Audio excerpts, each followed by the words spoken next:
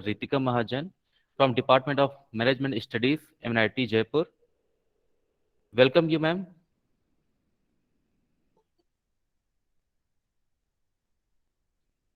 Ma'am, am I audible जी to जी thank you so much बिल्कुल ऑडिबल हैं आप I hope I am also equally audible you? Yes, जी yes, ma'am. जी जी Okay. Thank you Dear participants, Dr. Ritika is an assistant professor at MNIT Jaipur. Prior to this, she was working at the Terry School of Advanced Studies, New Delhi. She is PhD from IIT Roorkee on Educational Management. She has been a trainer at the Indian Institute of Coal Management, Ranchi, and a visiting faculty at University of Delhi. She has been a curriculum development expert for the United Nations Switch Asia program and a consultant to the Center for Research and Implementation of Sustainable Practices.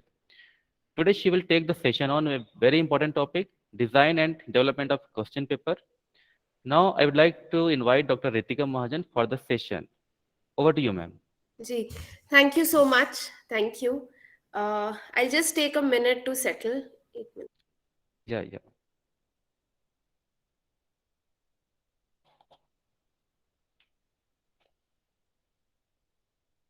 Yes. So thank you so much for this kind introduction or thank you for inviting me. मुझे ये मेरे ख्याल से यहाँ Hindi speaking और English speaking audience है तो मैं कोशिश करूंगी कि सेशन मिक्स्ड बाइलिंगुअल रहेगा थोड़ा और before I start talking about the topic given to me, which is designing the question paper, I request if everyone from the participants can just type in the chat box which stream do they come from कि सबका discipline क्या है mathematics है engineering है management है अगर आप please वो चैट बॉक्स में लिख देंगे तो मेरे लिए थोड़ा आसान होगा डिस्कशन को आगे ले जाना क्योंकि क्वेश्चन पेपर इवैल्यूएशन बहुत ज्यादा डिसिप्लिन स्पेसिफिक है जिस तरह से आप एक सॉफ्ट स्किल्स कोर्स डिजाइन कर सकते हैं या इवैल्यूएट कर सकते हैं शायद मैथमेटिक्स उस तरह से नहीं इवैल्यूएट कर सकते thank you so much so I think this is majority we have engineering teachers but I also see one management okay modern office management okay great electronics physics civil engineering okay ठीक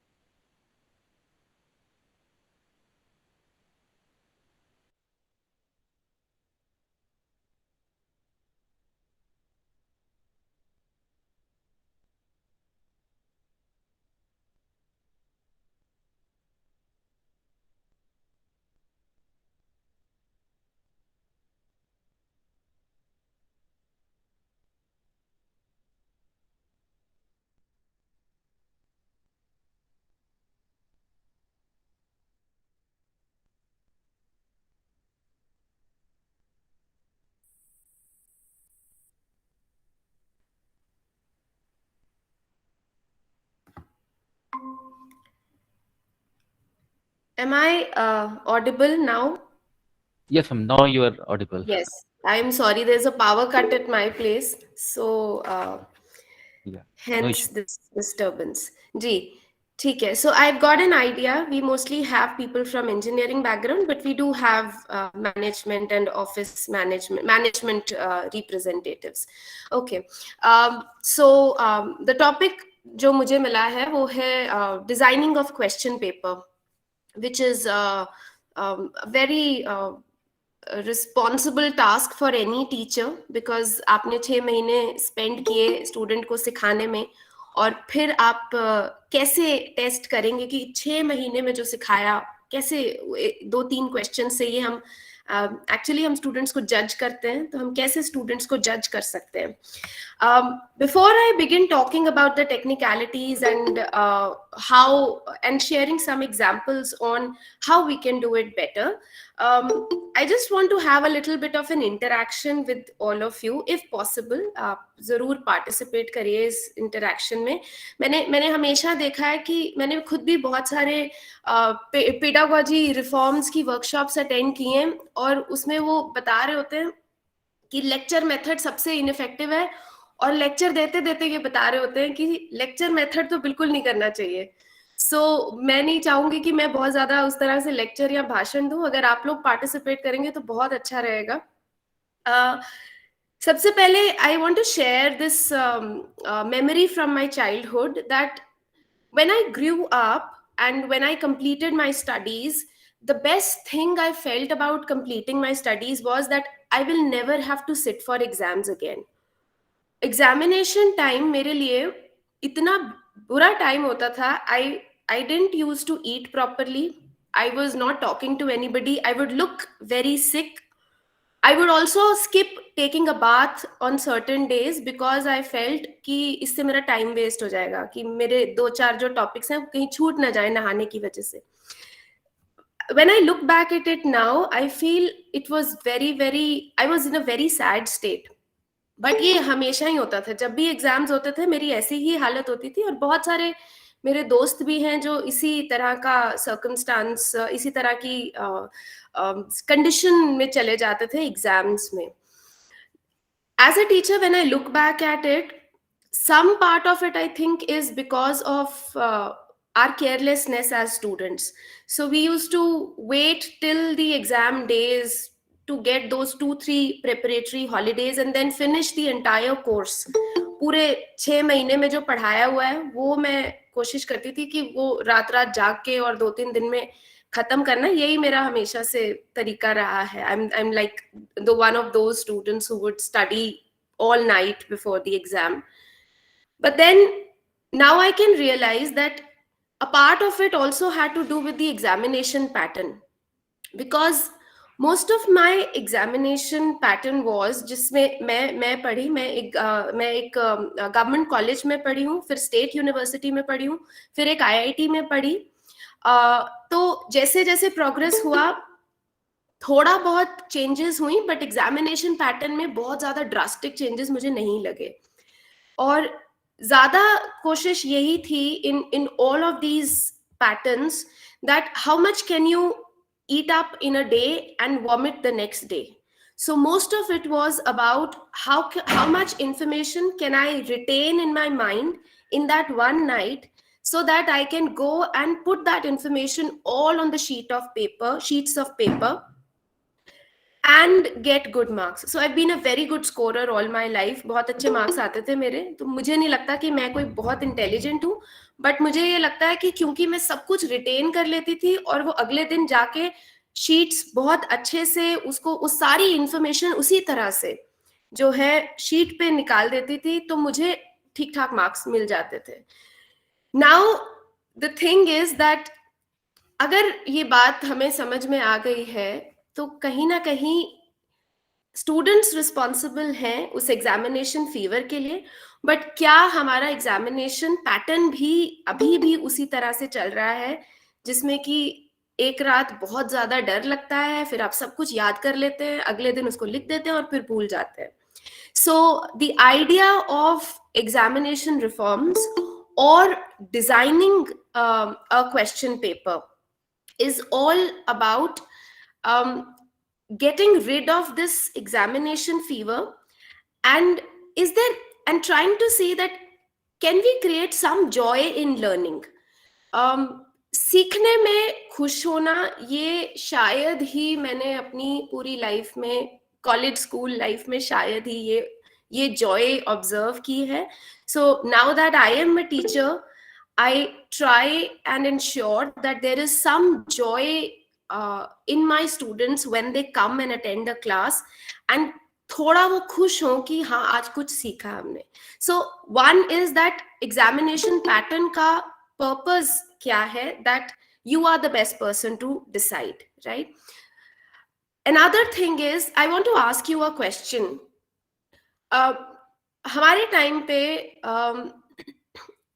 hall में chit पकड़े जाना कि कोई पर्ची बना के लाया है, ये बहुत ही बड़ा क्राइम था। वो पर्ची उसने यहाँ छुपा रखी है, यहाँ छुपा रखी है, कुछ लोग पर्ची खा जाते थे, मतलब इस तरह के किस्से होते थे। Do you think can there be a system where we can allow chits in the exam hall? क्या क्लास में चिट अलाउ करना, बच्चों को अलाउ कर दीजिए कि आप चिट्स लेकर आइए। क्या किसी का ऐसा कोई एक्सपीरियंस है?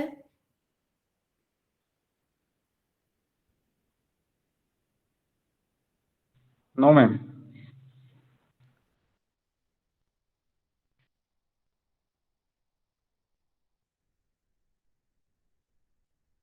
शेयर बहुत बहुत अच्छा रहेगा अगर कोई शेयर। क्या हम ऐसा कर सकते हैं? Hello, good morning ma'am. Good morning good ma'am. Morning, good morning. I am Shruti ji, from good government morning. Polytechnic Koriya Chhattisgarh. जी मैम, जी। एक्चुअली मुझे ये समझ नहीं आता कि बच्चे चीटिंग करते क्यों है। मतलब in my school times I haven't cheated ever. मुझे ये लगता है कि हमें कैसे पता है पहले से कि क्या आने वाला है, हम पर्टिकुलरली उसी चीज का चिट बना, पूरी बुक तो हम कॉपी नहीं कर सकते। तो मुझे ये चीज कभी समझ ही नहीं आई।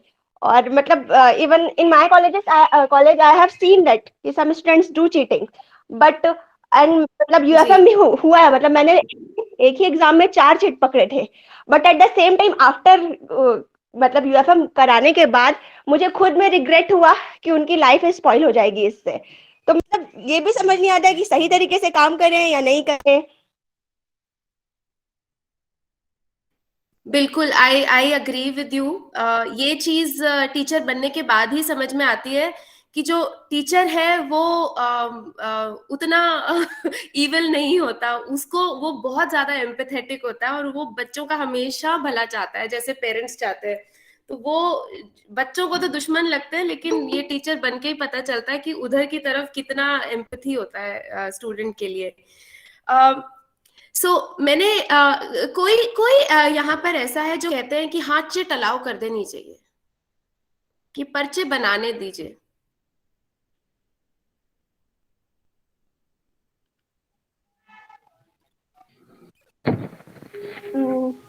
मैम मुझे ऐसा लगता है कि जिस चीज के लिए मना किया जाता है और वही चीज करने का मन सबसे अधिक होता है।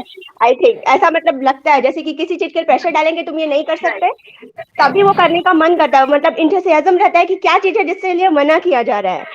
तो मतलब अब पर्ची ऐसे हम मेन एग्जाम में तो अलाउ नहीं कर सकते, मुझे ऐसा लगता है। बट हम जैसे नॉर्मली हम क्लास टेस्ट लेते हैं, मतलब जो भी दिन हमारे लिमिट में रहता है, तो उसमें कर देना चाहिए ताकि उनको पता चले कि हाँ वो सब चीजें नहीं आई हैं। तो मतलब कुछ ना कुछ कि हाँ ये चीज गलत है ऐसा करके सिखाने के लिए उस चीज को अलाउ कर देना चाहिए, but within our limit. जी जी जी, हाँ, थैंक यू सो मच। और मेरे ख्याल से जो आपने पहले भी कहा कि वो जो लिखते हैं क्यों लिखते हैं और वही क्यों लिखते हैं और उनको कैसे पता लगता है, तो ये मना करना है इसलिए बनाना है, ये सब चीजें बिल्कुल हैं।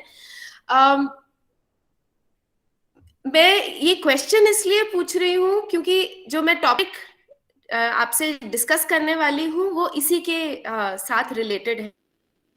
क्या आप अपना पर्सपेक्टिव रखना चाहेंगे थोड़ा सा, क्योंकि आपने यस लिखा है। जी जी, नमस्कार मैडम। नमस्कार। नमस्कार। ये यस मैंने लिखा है कि ओपन बुक एग्जाम को ध्यान में रखते हुए लिखा है कि जब बच्चा कार्यक्षेत्र में जाता है तो जब भी कोई प्रॉब्लम आती है तो उसको बुक कंसल्ट करने की सुविधा होती है। यदि हम उसको जी परीक्षाओं के दौरान कोई दिक्कत आने को देखने से रोकते हैं तो वो केवल उसकी स्मृति की परीक्षा, मेमोरी का टेस्ट रहेगा। पर उसको ये तो पता है, बिल्कुल। ये तो हुआ एक बड़ा पर्सपेक्टिव। छोटे में ये है कि जो बच्चा नकल करना चाहता है वो पढ़ना चाहता है और पास का होना चाहता है। अब ये उसकी समस्या है कि उसको उत्तर नहीं आता है ऐसा वो मानता है, तो वो एक छूट लेना चाहता है। तो हम चूंकि उसको केवल फेल करके फिर हम बाद में उसको अनुमति देते हैं, फिर मर्सी अटेम्प्ट की अनुमति देते हैं, फिर अनुमति देते हैं, यानी टिल पास हमारी कोशिश रहती है कि वो बाहर हो जाए। तो ऐसी परिस्थिति में अगर वो चिट करके करता है, इसीलिए हमारे मध्य प्रदेश में जो यूएफएम के केस का जो प्रोफार्मा है उसमें ये स्पष्ट लिखा हुआ है कि टीचर को ही उसमें लिखना होता है कि वो उसको कौन सी सजा दिलाना चाहता है। सजा के अनेक प्रकार है, जैसे पहला है कि वो केवल उसी विषय की परीक्षा फिर से देगा या उसकी पूरी परीक्षा फिर से रोक दी जाएगी। तो आम तौर पे टीचर केवल उसी विषय की परीक्षा फिर से देगा, इसको टिक करते हैं। तो वो बच्चा अपराधी नहीं है, वो गलती कर रहा है। तो चीट अगर हम अलाउ करें ओपन रूप में तो हो सकता है बहुत से प्रतिभाशाली बच्चे जो केवल उस दिन विशेष के कारण से उनका मूड खराब हो सकता है, घर में कोई घटना हो सकती है, आते समय कोई एक्सीडेंट हो सकता है, या उनको और कोई घटना घट सकती है, इसलिए कोई चीज याद नहीं आती है, तो ये उनकी प्रतिभा का सही मूल्यांकन नहीं होता है, नंबर 1। नंबर 2, टीचर भी जब कॉपी जांचते हैं तो ये सारी चीजें उस पर भी लागू होती है कि कितनी रिलायबिलिटी नहीं होती। कल ही हमने रिलायबिलिटी के बारे में पढ़ा था कि कितनी बार उसी कॉपी को अगर मैं अगले दिन जांचूंगा तो अलग नंबर दे सकता हूँ, अलग परिस्थिति में जांचूंगा तो अलग नंबर दे सकता हूँ। और रिवैल्यूएशन इसका प्रमाण है कि टीचर का मूल्यांकन हमेशा सही नहीं होता। इसलिए बच्चों को ध्यान में रखते हुए, पूरी मानवता को ध्यान में रखते हुए हमको फेल्यूर को रोकना चाहिए। इसलिए मेरी ऐसी राय है कि चिट या ओपन बुक अलाउ होना चाहिए। जी बिल्कुल बिल्कुल, थैंक यू सो मच। बहुत अच्छी बात कही डॉक्टर राजेंद्र ने। उसमें एक दो चीजें आई कि वन, जो हमारा एग्जामिनेशन सिस्टम है मोस्टली दो ही चीजों को टेस्ट कर रहा है, एक मेमोरी, आप कितना याद रख पा रहे हैं, and second is speed, right. Speed and memory, अगर हम एजुकेशन सिस्टम की बात करें, everybody who is quick and everybody who can remember a lot is can score the best। लेकिन इफ यू अप्लाई, जैसे हम इंडस्ट्री की बात कर लेते हैं, इसी में हम इंडस्ट्री में चले जा रहे हैं। सो इंडस्ट्री में क्विकनेस और मेमोरी, आपको थोड़ा बहुत वहां पर सर्वाइवल के लिए वो जरूरी है, लेकिन जो आजकल इंडस्ट्री वाले जब भी प्लेसमेंट के लिए आते हैं वो सबसे ज्यादा यही बोलते हैं that we want people who are creative, जो इनोवेटिव हो। हमारे को वो आदमी चाहिए जो हमें ऐसा आइडिया सोच के दे जो मार्केट में हमारे प्रोडक्ट को एकदम से बेच दे। उनको मेमोरी और क्विकनेस वाला नहीं चाहिए, क्योंकि उनको चाहिए अपनी चीज का सॉल्यूशन। सो जो हम चिट्स की बात कर रहे हैं वो बेसिकली एक तरह का एग्जामिनेशन रिफॉर्म है। जैसे डॉक्टर राजेंद्र ने कहा कि अगर हम किताब खोलने की परमिशन दे दें, which is popularly known as the open text book examination, तो अगर ओपन टेक्स्ट बुक एग्जामिनेशन हो जाएगा तो फिर जितनी मर्जी चिट्स बना ले और जहां मर्जी रखें, वो आपके सामने, आप उनको बोलिए आप सामने चिट लेकर आइए और फिर जो है एग्जाम कीजिए। क्योंकि हमने जो है क्वेश्चंस बदल दिए, हमने ये पूछा ही नहीं कि डिफाइन लीडरशिप, हमने ये पूछा ही नहीं what are the 5 principles of communication. क्योंकि मैंने ये नहीं पूछा और 5 प्रिंसिपल्स ऑफ कम्युनिकेशन मैंने उसे लिख के दे दिए कि ये 5 प्रिंसिपल्स है। लेकिन अब बताओ कि अगर कोई ऐसी सिचुएशन हो जहां पर कि एक एयरक्राफ्ट, तुम एयरक्राफ्ट में हो और तुम्हें लग रहा है कि एयरक्राफ्ट क्रैश होने वाला है, और क्या स्पीच दोगे तुम as the lead crew member, अपनी जो वहां पर लोग हैं उनको क्या कहोगे? प्रिंसिपल्स ऑफ कम्युनिकेशन यूज करो और बताओ कि उनको क्या कहोगे। So the way we have we design our question papers are very very important, because one, they are not only testing what we have taught in the class but also testing what they have learned in the class। और ना सिर्फ learned, क्या वो ये जाके apply कर पाएंगे या नहीं कर पाएंगे। तो इसीलिए अगर हम चिट्स अलाउ कर दें और अपने क्वेश्चन बदल दें तो हमें उनको सब तरह का फ्रीडम देना है, क्योंकि हमने जो है अपना तरीका ही बदल दिया इवैल्यूएशन का। कुछ लोगों ने और लिखा है, नेहा ने लिखा है, yes Arpita, that's why students are cheating and making chits. If examination pattern changes every year they can not cheat. Yes, so chit बनाने का मोटिव ही खत्म हो जाएगा अगर आप उनको बोल दीजिए कि आप किताब लेके आ जाइए साथ में, क्योंकि किताब आपको सिर्फ वही बता सकती है जो किताब में लिखा है। जो आपका दिमाग क्रिएट करेगा वो किताब में नहीं लिखा है, उस चीज का आंसर किताब में नहीं है। इसमें थोड़ा सा ये इशू होता है कि क्या हमें इंटरनेट अलाउ करना चाहिए या नहीं, है ना, क्योंकि गूगल थोड़ा बुक से काफी ज्यादा स्मार्ट है और गूगल हर चीज का आंसर दे देता है, तो वो थोड़ा सा इशू है। लेकिन किताब अलाउ करना एक हद तक, अगर आप क्वेश्चन पेपर अलग तरीके से डिजाइन करें तो आप चिट्स बिल्कुल अलाउ कर सकते हैं क्लास में। I never cheat, ma'am, but I do help my friends in our exam time when I was in college and school. Dr. Veenu. Okay, great. Thank you so much for responding. इसी से हम जो है अपनी discussion थोड़ी आगे बढ़ाएंगे और ये हम देखेंगे कि हम किस किस तरह के क्वेश्चंस जो हैं एग्जाम में बना सकते हैं। एक मॉडल है, उसके बारे में मैं थोड़ी बात करूंगी। काफी लोगों ने मुझे लगता है जरूर सुना होगा ब्लूम्स टैक्सोनॉमी के बारे में, थोड़ा सा उसके बारे में बात करेंगे और फिर कुछ प्रैक्टिस करने की कोशिश करेंगे कि अगर ये कैटेगरीज हो और इवैल्यूएशन का ये तरीका हो तो हम कैसे उसको कैसे क्वेश्चन बना सकते हैं। हमारा पर्पस ये है कि हम लर्निंग स्टूडेंट्स के लिए बेटर कर दें। कल मैंने थोड़ा सा सेशन अटेंड किया था शुरू में, जिसमें assessment for learning, assessment of learning की बात हो रही थी। एंड ये बात हो रही थी कि लर्निंग में हम तीन चीजों को तीन एस्पेक्ट से देखते हैं। सो कोग्निटिव, अफेक्टिव एंड साइकोमोटर। मेरी बेटी के स्कूल में भी यही सब बातें होती हैं जब पेरेंट्स का ओरिएंटेशन सेशन होता है। तो यहाँ पर कोग्निटिव, अफेक्टिव और साइकोमोटर वर्ड यूज करते हैं। वो लोग बहुत सिंपल तरीके से इसको हेड, हार्ट एंड हैंड बोलते हैं। जी नीलम जी।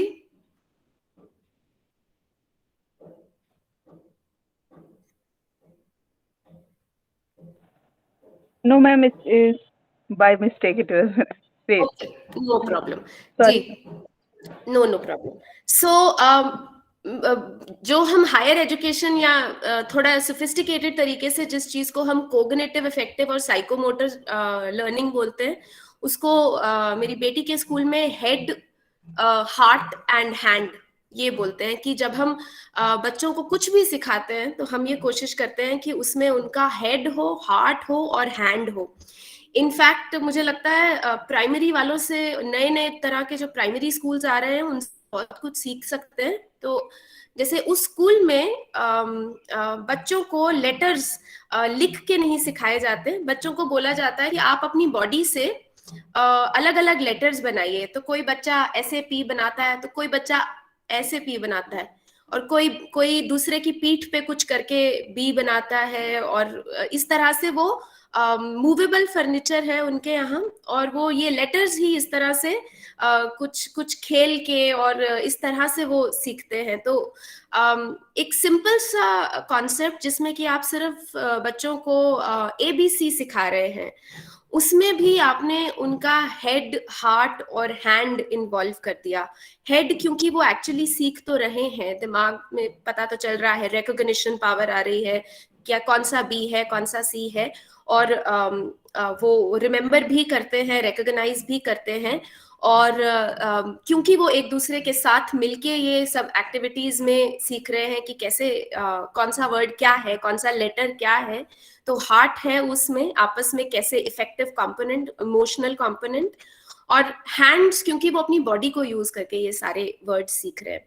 सो इंजीनियरिंग कोर्सेज में थोड़ा अफेक्टिव और साइकोमोटर पे फोकस कम होता गया धीरे धीरे। बट मैं इंजीनियरिंग एक्सपर्ट नहीं हूँ, बट AICT का जो रिसेंट एग्जामिनेशन पॉलिसी है, जिसमें कि I've also shared that link with you. I think you will get it soon, or probably you've got it already. उसमें भी यही है कि सिर्फ हेड पे नहीं, बट हार्ट और साइकोमोटर, हार्ट और हैंड पे भी फोकस किया जाए। अब ये कैसे करना है आपके कोर्स में, ये आप सबसे बेहतर डिजाइन कर सकते हैं। मैं यहाँ पर जैसे एक कोर्स पढ़ा रही हूँ, बिजनेस कम्युनिकेशन, उसमें what I have tried to do is I've changed the entire syllabus and method of instruction and evaluation for that course. I've designed it completely in a very I've tried to do something new with this course. तो उसमें जैसे हम head इसलिए कहते हैं कि जो models theories हैं कम्युनिकेशन की, प्रिंसिपल्स हैं कम्युनिकेशन के, वो हम उनको जरूर पढ़ा देते हैं. लेकिन आजकल का बच्चा अच्छा खासा स्मार्ट है, मुझे ये लगता है. हर बच्चा प्रिंसिपल्स, थियोरीज, मॉडल्स कई बार उनको रीडिंग के लिए दे देते हैं, कई बार उनको भेज देते हैं डॉक्यूमेंट, वो पढ़ के आ जाए, या बहुत ज्यादा टाइम उस पर नहीं स्पेंड करते, उनको बता देते हैं कि ये थियोरीज हैं, ये मॉडल्स हैं, ये प्रिंसिपल्स हैं. बट दूसरा चीज जो हैंड, उसमें फिर एक्चुअल इंटरव्यू करवाना, एक्चुअल जीडी में उनको बिठाना, एक्चुअली उनसे प्रेजेंटेशंस करवाना, तो ये उसका एक कंपोनेंट है. और हार्ट का कंपोनेंट कि उनको काफी सारी एक्टिविटीज ग्रुप्स में करवाना, और काफी सारी एक्टिविटीज में उनको सिचुएशंस बताना कि आप ये सिचुएशन है, तो आप बताइए इस सिचुएशन को कैसे डील करेंगे. तो इस तरह का मेथड ऑफ इंस्ट्रक्शन रखना. तो ये मेरा पर्सनल एक्सपीरियंस है, बट आप अपने कोर्स में ये कैसे कर सकते हैं, ये आप बेस्ट उसका तरीका ढूंढ सकते हैं. अब ये जो मैंने हेड, हार्ट और हैंड यूज करके इंस्ट्रक्शंस दे दी, जो इंफॉर्मेशन फ्लो हो गया, now the thing is that now I have to do some form of an assessment. Now I have to see that is the student ready, right, after undergoing that course. So I'm sure आपका एक session इस पे हुआ होगा, programme learning objectives and course learning objectives. क्या ऐसा session था? Yes, ma'am. जी, जिसमें आप कोर्स आउटकम्स डिजाइन कर रहे थे. तो वो बहुत इंपॉर्टेंट है, क्योंकि मेरे कोर्स आउटकम के हिसाब से ही मेरी इवैल्यूएशन डिजाइन होगी, और उस इवैल्यूएशन में अगर क्वेश्चन पेपर है तो मेरे क्वेश्चंस भी उसी हिसाब से डिजाइन होने चाहिए कि जो शुरू में मैंने कोर्स ऑब्जेक्टिव सेट किए थे वो जो है फुलफिल हो जाए. अगर मेरा कोर्स ऑब्जेक्टिव था by the end of the course the student should be able to give an effective presentation, और मैं जो है उनसे क्वेश्चन पेपर में पूछ रही हूं describe 5 features of effective presentation.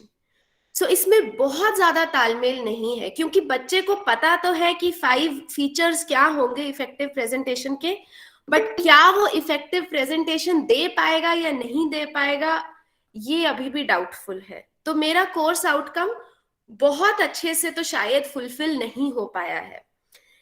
अगर मेरा कोर्स आउटकम था by the end of the course the student will get the skill to negotiate in decision making, कि उसको negotiation करना आ जाएगा मेरे कोर्स पढ़ने के बाद.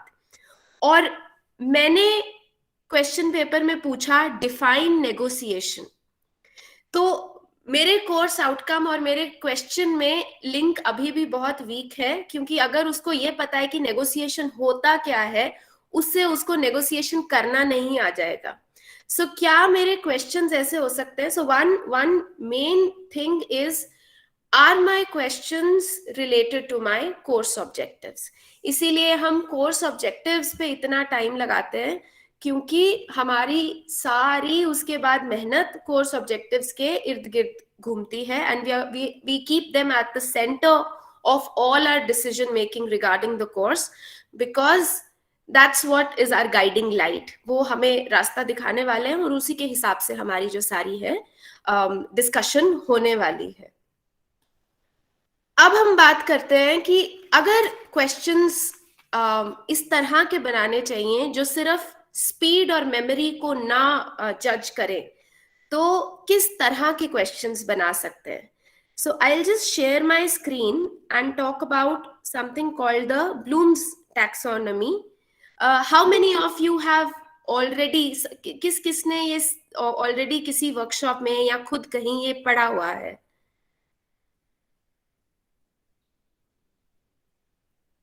You could just raise your hands अगर आपको ये है कि ब्लूम्स टेक्सोनॉमी तो बहुत पुरानी चीज हो गई.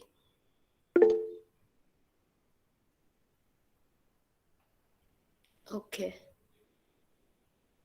Okay. So 1, 2, 3, 4. All right. So we have around 4 responses. 4, 5, 6. काफी लोगों ने पढ़ा हुआ है. So maybe हम इसको थोड़ा जल्दी से देख लेंगे कि ये होता क्या है, फिर हम कोशिश करेंगे एक मॉडल क्वेश्चन पेपर डिजाइन करने की, है ना. तो वो थोड़ा बेटर रहेगा, क्योंकि काफी लोग यहाँ ऑलरेडी जानते हैं कि ब्लूम्स टैक्सोनॉमी क्या होता है. मैंने आपको 2 रेफरेंसेस भेजे थे. एक taxonomy of handbook, handbook of taxonomy, और एक 2001 का रेफरेंस है. तो 2 रेफरेंसेस आपको मैंने भेजे हैं. उसमें से जो 1956 वाली हैंडबुक है, उसमें ब्लूम्स टैक्सोनॉमी पहली बार बताई गई थी. ब्लूम्स टैक्सोनॉमी कोई बहुत ही it's not a magic tool. It's just a diagram, but it can be very effective in understanding where am I testing my students, right? So doctor Bloom, professor Bloom ने ये एक committee chair की थी, जिस committee ने ये taxonomy दी थी, but क्योंकि उनका कंट्रीब्यूशन सबसे ज्यादा था, तो ये ब्लूम्स टैक्सोनॉमी के नाम से पॉपुलर है. इसमें ये लेवल्स होते हैं. This basically is revised Bloom's taxonomy. 56 में इसमें सिंथेसिस और इवैल्यूएशन था. अब 2001 में इसमें इवैल्यूएशन और क्रिएशन है. सिंथेसिस को पहले नीचे रखा गया था, इवैल्यूएशन को ऊपर रखा गया था. रिवीजन में ये कहा गया कि क्रिएशन सबसे ज्यादा बढ़िया लेवल है. It is the highest level of evaluating a student, कि क्या मेरा कोर्स पढ़ने के बाद बच्चा कुछ नया क्रिएट कर सकता है. Creation basically means new creation, right. So creation को सबसे ज्यादा टॉप पे रखा गया है, क्योंकि अगर आपका स्टूडेंट आपका कोर्स करने के बाद कुछ नया क्रिएट कर सकता है, तो that's considered the best way of actually saying that this course has been useful for a student. So these are the levels. Remembering, how much can you remember, how much can you understand, क्या मेरे को formula याद है, क्या मुझे formula जो है समझ में आता है, दैट्स लेवल 2. क्या मैं उस फॉर्मूला को अप्लाई करके क्वेश्चन सॉल्व कर सकती हूँ या नहीं, दैट्स एप्लीकेशन. एनालिसिस है, क्या मैं उस फॉर्मूला के जो पार्ट्स हैं वो आया कहाँ से है, वो अंडरस्टैंड कर सकती हूँ. क्या मेरा ऐसा पावर ऑफ इंक्वायरी है या इस तरह की रिसर्च एबिलिटी, एप्टीट्यूड मुझ में है कि ये फॉर्मूला बना कैसे, ये मैं समझ सकती हूँ. क्या मैं ये कंपेयर कर सकती हूँ कि ये फॉर्मूला और दूसरा तीसरा चौथा फॉर्मूला वो आपस में कैसे हैं, वो किस तरह से आपस में रिलेटेड है, कौन सा बेटर है, कौन सा कम अच्छा है, कौन सा ज्यादा अच्छा है. क्या मैं उस तरह की इवैल्यूएशन कर सकती हूँ, that's evaluating. And creating, can I create a new formula based on all of my understanding of this formula, क्योंकि मुझे वो समझ भी आ गया, मुझे उसके पार्ट्स भी पता है, मैं वो कंपैरेटिव असेसमेंट भी कर सकती हूँ, मैं उसको अप्लाई भी कर सकती हूँ. क्या मैं नया फॉर्मूला क्रिएट कर सकती हूँ किसी और चीज के लिए based on my understanding, that's creation. So these are the 6 levels of Bloom's taxonomy. अब ये कहा जाता है कि अगर आप अपने स्टूडेंट्स को सिर्फ जो है रिमेम्बरेंस पे टेस्ट कर रहे हैं, remembrance means that you are testing them only on the basis of how much can they retain, how much can they learn in one night and then put it out on piece of paper on the answer sheet, और फिर वो उसको बिल्कुल भूल जाते हैं. That's the bottom level, remember. So if we have questions like list the features, define this, describe this, identify this. Identifying is recognition. So recognition also comes under remember. Label this, quote this, right? अगर इस तरह के जो verbs use करके अगर questions design किए जाते हैं, तो वो mostly remember state में रहता है. अगर हम explanation मांग रहे हैं, explain, restate, summarize, इस तरह से, you can see on the screen. This is from the AICTE examination reform policy. So अगर अंडरस्टैंडिंग के क्वेश्चंस हैं जिसमें कि आप उनका लेवल ऑफ अंडरस्टैंडिंग देखना चाहते हैं, मीनिंग समझ रहे हैं कि नहीं वो, तो इस तरह से वर्ब्स यूज करते हैं। अगर हम अप्लाई करने की बात करते हैं तो calculate, predict, apply, solve, determine, इस तरह की चीजें यूज करते हैं। एनालिसिस में we ask them to classify, categorise और एक्चुअली एनालाइज। इवैल्यूएशन में कंपेयर करना, असेस करना, डिफरेंशिएट करना, कन्विंस करना, आर्ग्यूमेंट्स मांगना कि ऐसा क्यों है, जज करना कि ये चीज बेटर है या दूसरी चीज बेटर है, उस तरह के क्वेश्चंस। और क्रिएट करने में क्रिएट अ मॉडल और डिजाइन अ मॉडल और right and create a new algorithm और something like that. So create के लिए डिजाइन, फॉर्मुलेट, बिल्ड। बट ये जरूरी नहीं है कि ये जो एक्शन वर्ब्स हैं ये हर लेवल के लिए कोई बड़े ज्यादा डिफाइंड हैं। You can see that there is an overlap between levels. कोई चीज अंडरस्टैंडिंग भी कर सकती है, एप्लीकेशन भी कर सकती है। एक्सप्लेन किसी जगह रिमेंबर का काम करता है, किसी जगह अंडरस्टैंडिंग का काम करता है। तो ये सिर्फ इंडिकेटिव एग्जाम्पल्स हैं। The best part is that you are the master of your discipline, and when you put your head, heart and body into your teaching, you are the best person to decide कि मुझे कैसे किसको evaluate करना है और क्या तरीका सही रहेगा। ये सिर्फ एक गाइडिंग फ्रेमवर्क बनता है जिससे कि हमें ये पता चलता है कि शायद कि अब अगर टीचर को भी teachers are also, so I was reading this, थोड़ा सा डाइग्रेस करूंगी कि कल मैं एक आर्टिकल पढ़ रही थी, नेचर में था, जिसमें ये लिखा हुआ था कि टीचिंग को लोड बोलना बंद कीजिए, और उसमें नीचे एक गधे की फोटो बनी हुई थी और उसके ऊपर लोड पड़ा हुआ था। So the author was trying to say that teaching is not a load. Why do we use the word load to describe teaching क्या है? क्योंकि टीचर्स भी इतने ज्यादा प्रेशराइज्ड हैं। Teaching job is no more only about just going to the class and delivering. It's आपसे research की expectation होती है, एडमिनिस्ट्रेटिव काम की एक्सपेक्टेशन होती है। तो इतना ज्यादा इनोवेट भी टीचर तभी कर सकता है जब टीचर के पास भी उतना टाइम हो।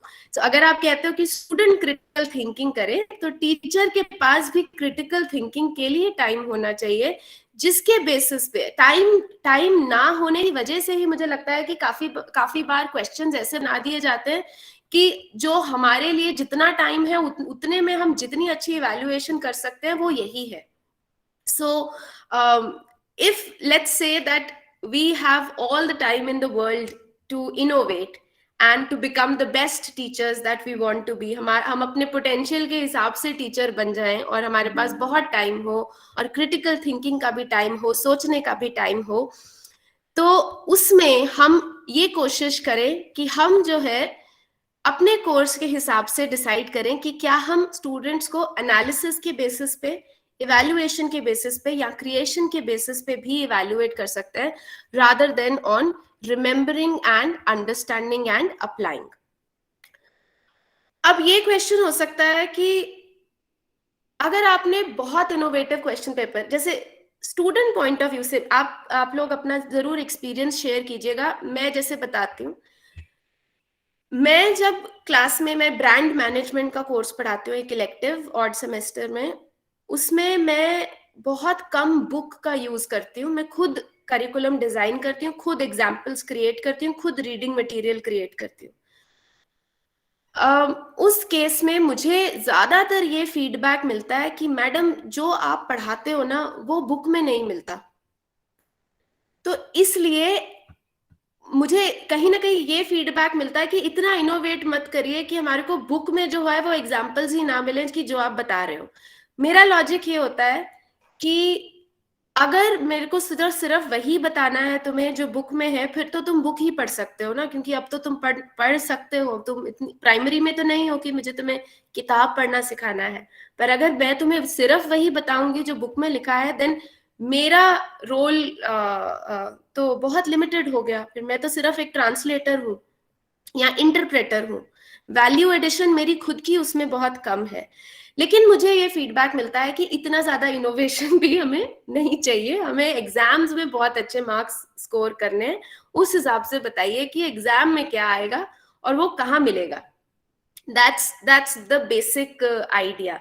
So क्या आपको लगता है कि अगर आप अपनी क्लास में कितने परसेंट क्वेश्चंस आपको लगता है कि रिमेम्बर और अंडरस्टैंडिंग के रखने चाहिए, और कितने परसेंट क्वेश्चंस आपको क्वेश्चन पेपर में ये हायर ऑर्डर वाले असेसमेंट के रखने चाहिए?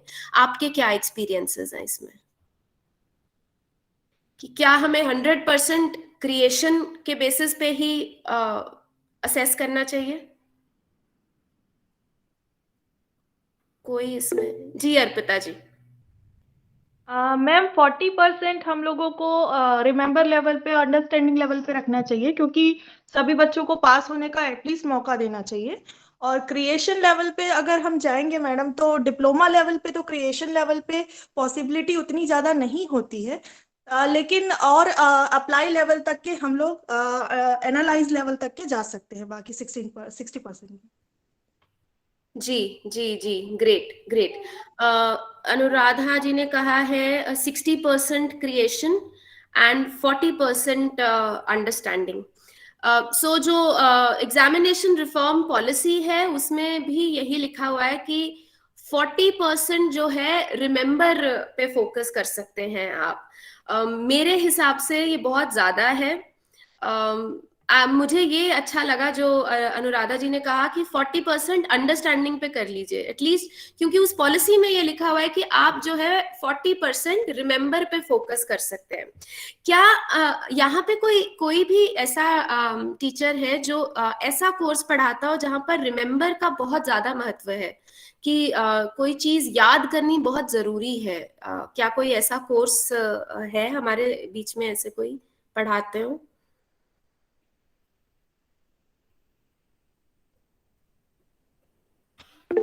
जी जी Aastha ji. Good morning, ma'am. Good morning. Ma'am, I am lecturer from NMDC DAV Polytechnic Dantewada. जी मतलब मैं पिछले 2 साल से ma'am I was teaching electrical drawing and CAD, जिस सब्जेक्ट का नाम अभी हुआ, पहले it was electrical drawing. Okay. तो ये सब्जेक्ट ऐसा था मैम जिसमें आप बच्चे को कुछ खुद से सोच के बनाने के लिए आप नहीं सिखा सकते। इट्स लाइक जो आपका ट्रांसफार्मर का ड्राइंग है वो ट्रांसफार्मर का ड्राइंग ही रहेगा। तो उसमें जो चीजें थी like plate earthing, pipe earthing, तो ये पूरा का पूरा इट वाज लाइक सिर्फ ड्राइंग, उसमें कोई थ्योरी का रोल नहीं होता।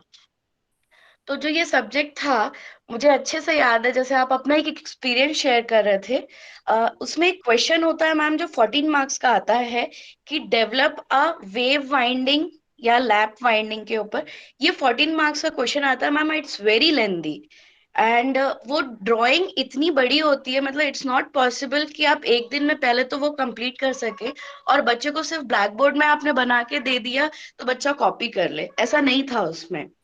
तो मुझे याद है कि मैं बच्चों को ड्राइंग की क्लास में खुद उसको शीट पे ड्रॉ करके दिखा रही थी एंड स्टूडेंट्स वेर सराउंडिंग मी।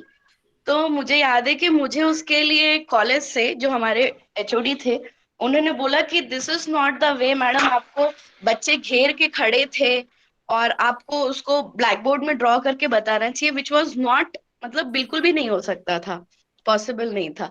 तो जो teaching methodology madam person to person vary करते हैं चीजें, और मुझे मालूम है मैं पिछले 3 साल से वो सब्जेक्ट में आई एम गेटिंग 100% रिजल्ट, सबसे बड़ी चीज। राइट। तो आपने कैसे किया? मैं थोड़ी I am curious to understand. तो आप कैसे पेपर पे ड्रॉ करके बताते हैं उन्हें, कैसे करते हैं?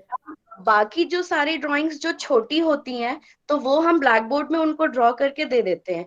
एंड एक्चुअली क्योंकि हम लोगों को कॉलेज से जो इंस्ट्रक्शंस थे कि आपको बच्चों को नोट्स प्रिपेयर, तो हर एक ड्राइंग मैंने अपने हाथ से पहले ड्रॉ की हुई है और फिर बच्चों को मैंने वो नोट्स प्रोवाइड किया। ओके और ओके। जो मैं लैप वाइंडिंग और वेव वाइंडिंग वाले टॉपिक की बात कर रही थी, जनरली हर कॉलेज में, इनफैक्ट हमने भी वो टॉपिक कभी पढ़ा नहीं था।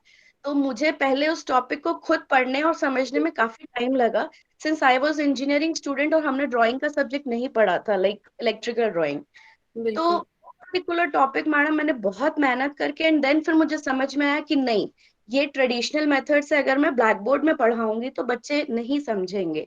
तो मैंने उनको स्टेप वाइज, जो आपका ड्राइंग शीट होता है उसमें बकायदा जैसे उनको प्रेजेंट करना होता है, उस तरीके से मैंने उनको ड्रॉ करके चीजों को समझाया।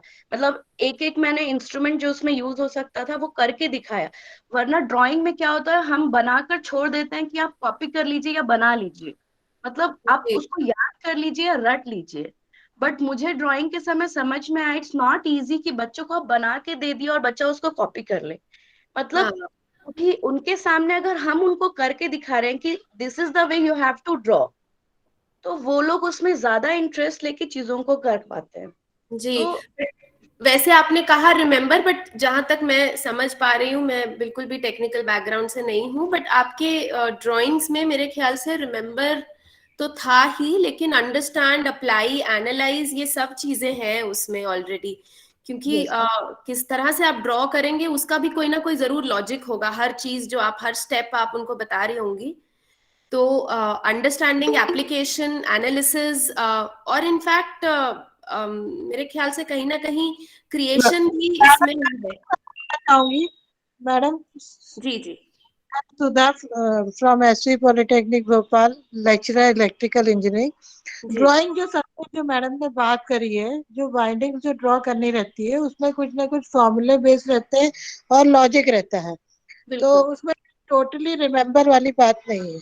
जी अच्छा। जी जी जी, हाँ बिल्कुल बिल्कुल। तो मुझे लगता है हम, हर कोई जो जो भी कोर्स पढ़ाता है उसमें एनालिसिस, अंडरस्टैंडिंग, इवैल्यूएशन, ये सब चीजें हैं। और थोड़ा सा मुझे लगता है हम, हमारा सिस्टम उतनी जल्दी नहीं बदला, क्योंकि हमें ये देखना पड़ेगा कि हमारे स्टूडेंट के पास एक मोबाइल फोन है जो हमेशा उसके साथ रहता है ऑलमोस्ट, और इंटरनेट उसके उसके पास ज्यादातर मोर और लेस एक्सेसिबल होता है। क्या वो चीजें यूज करके वो और भी बेटर की जा सकती है लर्निंग प्रोसेस, रादर देन ये सोच के कि क्योंकि मुझे सब कुछ याद करना पड़ा तो ये इनको भी याद करना चाहिए। पर वो उनका, उनकी चीज और मेरी चीज में बहुत फर्क है, क्योंकि मेरे पास इस तरह का एक्सेस टू इंटरनेट नहीं था जो मेरे स्टूडेंट्स के पास है। तो क्योंकि एनवायरनमेंट चेंज हुआ है तो मेथड ऑफ इवैल्यूएशन भी उसके साथ में जरूर जो है बदलना चाहिए। हम थोड़ा सा इसमें आगे बढ़ेंगे। एक ये पॉइंट था, तो जो डिस्कशन की बात थी, एग्जामिनेशन रिफॉर्म पॉलिसी ये कहती है कि 40% तक जो है आप रिमेम्बरेंस पर रख लीजिए, लेकिन उसके बाद कोशिश कीजिए कि जो 60% है वो बाकी लेवल्स में हो। मेरा पर्सनल ये टेक है कि 40% भी बहुत ज्यादा है रिमेम्बरेंस के लिए, क्योंकि जिस डिसिप्लिन से मैं आती हूँ वहां पर अभी भी हम कुछ बहुत ही पुराने मॉडल्स और थ्योरीज पढ़ा रहे हैं, लेकिन वो मार्केट में रेलेवेंट नहीं है, स्पेशली मैनेजमेंट में। जो मैं अपने डिसिप्लिन की बात करती हूँ कि बहुत ज्यादा ऐसी थ्योरीज अभी भी पढ़ाई जा रही हैं जो सिर्फ थोड़ा टाइम स्पेंड करना चाहिए, उनको ही पूरा कोर्स नहीं बना देना चाहिए। जैसे 80% फोकस उन थ्योरीज पे, वो बिल्कुल भी रेलेवेंट नहीं है।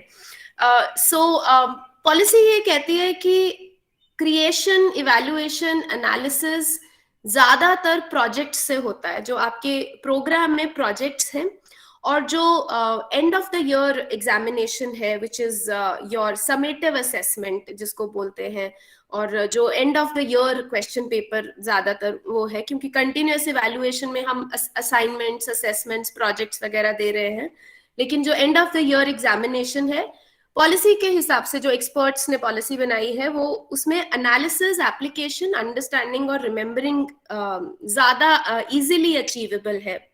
ये कहा जाता है, ये बताया गया है कि जो जो फिक्स्ड एग्जाम क्वेश्चन है उसमें थोड़ा सा ये भी लिखा हुआ है इसमें कि क्योंकि बच्चा अलग अलग कैपेबिलिटीज का है, किसी बच्चे की कैपेबिलिटी रिमेम्बरेंस है, किसी बच्चे की कैपेबिलिटी एप्लीकेशन है, किसी बच्चे की कैपेबिलिटी बहुत ज्यादा क्रिएशन या इनोवेशन है। So capabilities are also so the problem is that we are not. तो एक तो तरीका है कि हम पढ़ा रहे हैं और ये सब भी कर रहे हैं, दूसरी तरफ से चैलेंज सबसे बड़ा ये है कि ये सारे बच्चे बहुत अलग हैं, they are absolutely different individuals with different abilities and capabilities, so we have to be also very inclusive in designing our evaluation. तो अगर मैं कहूँ कि जैसे मैंने बीच में ये गलती की थी कि बहुत ज्यादा इनोवेटिव, बिल्कुल ही इनोवेशन कर देना और सिर्फ क्रिएशन पे फोकस रखना, तो कहीं ना कहीं कुछ बच्चे उसमें नाखुश थे कि यू नो वी आर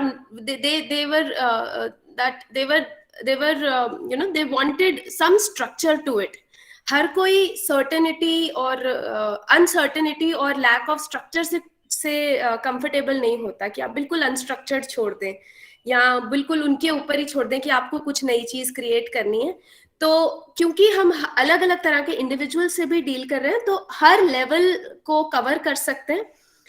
अगर क्रिएशन कवर कर सकें तो बहुत ही अच्छा है, लेकिन पॉलिसी में भी यही लिखा है दैट कुछ ना कुछ कहीं ना कहीं आप हर चीज पे थोड़ा थोड़ा फोकस कर लीजिए, लेकिन ये ना हो कि आप रिमेम्बरेंस पे जो है बहुत ज्यादा फोकस कर रहे हैं, क्योंकि वो एक्चुअली बहुत आउटडेटेड है, because our environment has changed and we have access to information readily, so we don't need to remember too much of information. Okay, so the bottom four are mostly from the examination point of view, but again my call is कि ये भी चीज discipline to discipline wise vary करती है. काफी सारे ऐसे मैंने खुद ऐसे 1-2 कोर्सेज पढ़ाए हैं. इवन जैसे मेरा कम्युनिकेशन वाला कोर्स है, उसमें I don't have any assessment that judges remembering. तो कम्युनिकेशन वाले कोर्स को हमने बिल्कुल एप्लीकेशन ओरिएंटेड डिजाइन किया हुआ है, उसमें रिमेम्बरिंग वाला कोई कंपोनेंट नहीं है, क्योंकि हमें लगा कि काफी टाइम से हम यही पूछते जा रहे थे कि बताओ 5 qualities of good businessman, 5 qualities, तो उससे बच्चों को कुछ ज्यादा सीखने को नहीं मिल रहा है. तो कुछ कोर्सेज हो सकते हैं जिसमें ये ना हो, लेकिन ये एक रिकमेंडेशन है. Another thing that I wanted to discuss was कि जब हम इस तरह के एक्सपेरिमेंट्स करते हैं, है ना, ये जब हम एक्चुअली जब हम ये चीज कर रहे होते हैं, तब जब ये पहली बार when you go and try this, it is more or less an experiment. It's only so जैसे मेरा पर्सनल एक्सपीरियंस है कि first year of teaching a course you are just understanding, second year you improve, and it's only in the third year that you understand and realise कि actually इस subject में क्या logic है और क्या चीज इसमें मैं अच्छे से पढ़ा सकता हूँ या नहीं पढ़ा सकता हूँ. सो एक शुरू में हमने जो है बात की थी ओपन बुक एग्जामिनेशंस की. Anybody here who has tried open book examination?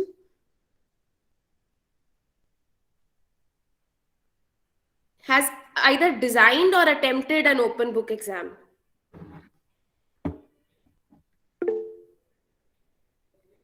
Ji, yes, Shruti, would you like to share your experience? I'm sorry, I'm calling everybody from first name. It's okay, ma'am. हाँ, मेरे को भी आप ऋतिका बोल सकते हैं, बिल्कुल. No, it's okay, ma'am. हाँ जी. I was in IIT Kanpur, so there was a subject that sir always take open book examination, but the questions they give, matlab I can't find in that open book, matlab in that book. Right. So it is of no use, I think. Right. That right. Time I think. जी. नीलम जी.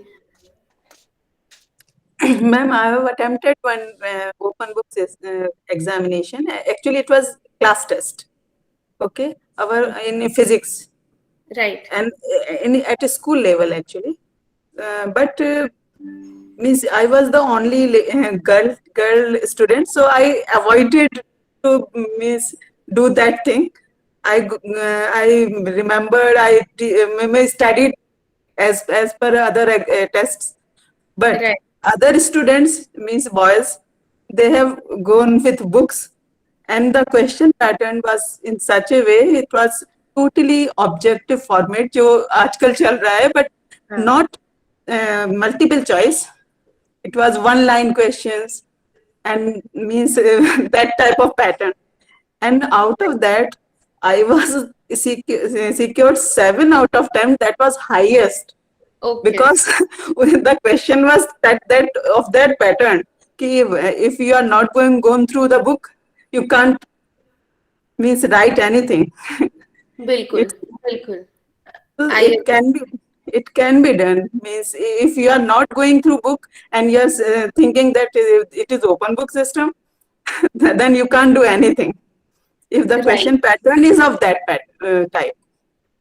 हाँ जी, बिल्कुल बिल्कुल, I agree. So some of the ways in which we can take care of the higher levels in Bloom's taxonomy. One of the ways suggested is to design an open book exam.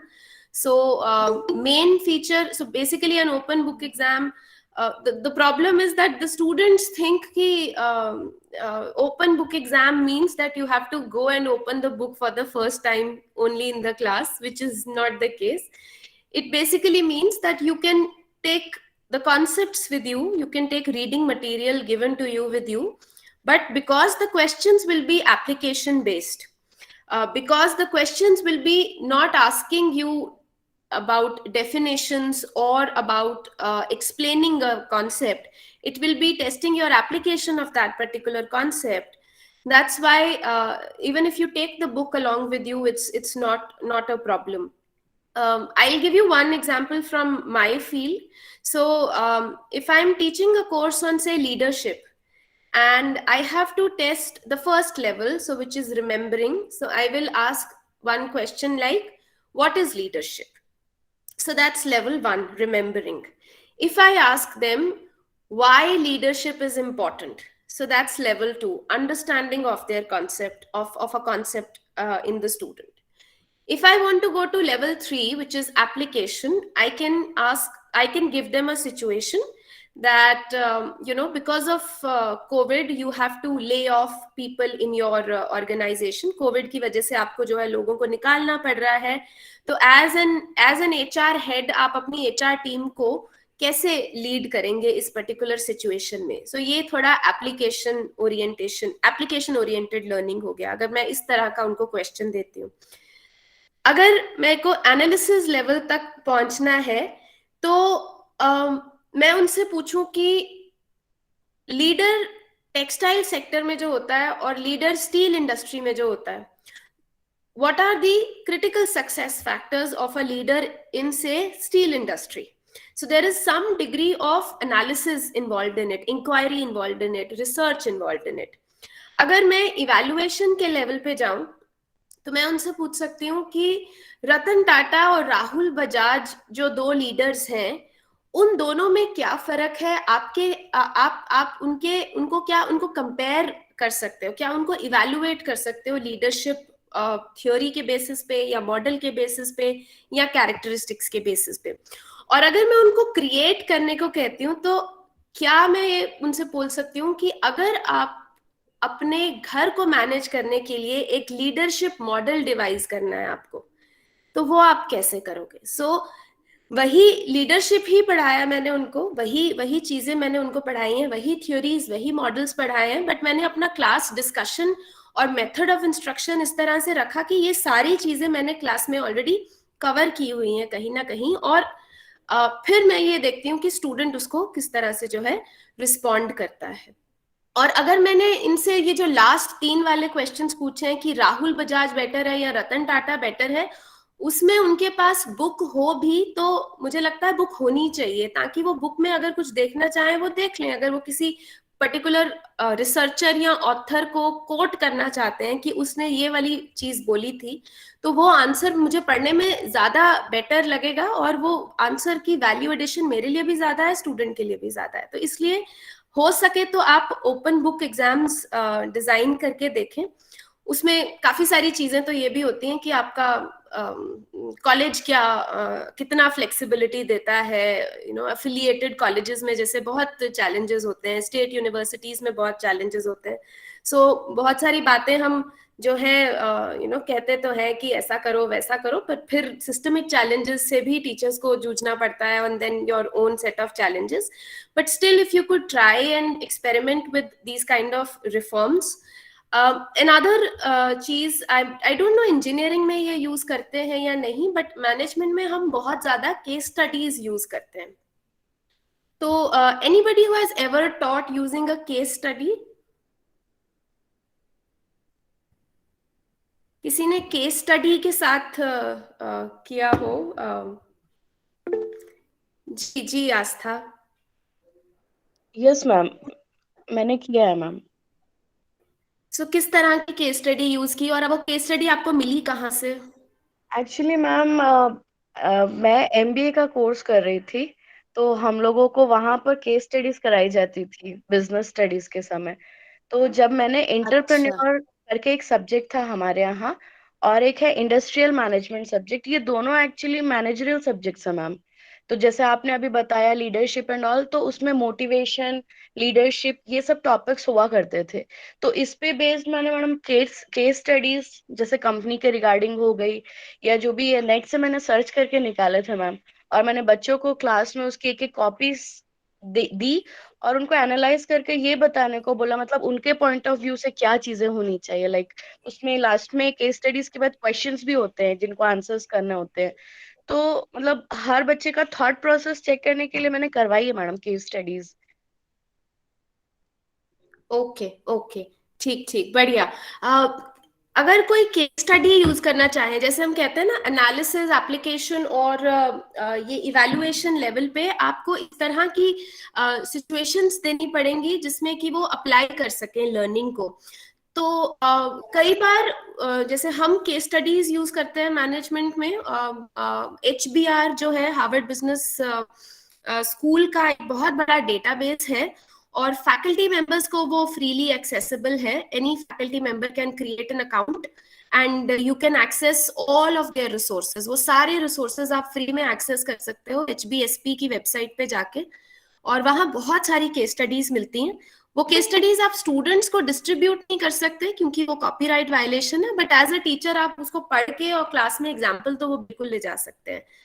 उसमें जब इस तरह के answers होते हैं ना जहाँ creation और evaluation है, so you will come across a lot of situations which I personally also come across where there are no single right answers, कि जब आंसर जो है सिर्फ एक ही आंसर जो है सही नहीं है. क्या आप लोगों के साथ भी ऐसी सिचुएशन आती है कि जब एक सही आंसर नहीं हो, जब आप न्यूमेरिकल दे रहे हैं और उसको वैल्यू निकालना है तब तो एक ही आंसर होगा शायद, बट बहुत सारे ऐसे क्रिएशन प्रोजेक्ट्स हो सकते हैं जिसमें कि एक चीज ही, अलग अलग तरह की चीजें जो है आंसर्स हो सकती हैं. जब हम हायर ऑर्डर लेवल्स पे जाते हैं जो कि एनालिसिस, इवैल्यूएशन और आपका ये क्रिएशन है, तो उसमें एक बहुत बड़ा चैलेंज ये होता है क्योंकि रिमेम्बरेंस में तो आपने स्टूडेंट को डेफिनेशन बताया था और स्टूडेंट ने वो डेफिनेशन लिख दिया और आपने उसको 5 नंबर या 2 नंबर दे दिए. इसमें आप भी एज एन इवैल्यूएटर परेशान नहीं है, स्टूडेंट भी परेशान नहीं है, और आप स्टूडेंट को क्लियरली बता सकते हैं कि क्योंकि आपने ये वाला पॉइंट नहीं लिखा तो मैंने तुम्हें 1.5 दिया, 2 नहीं दिया.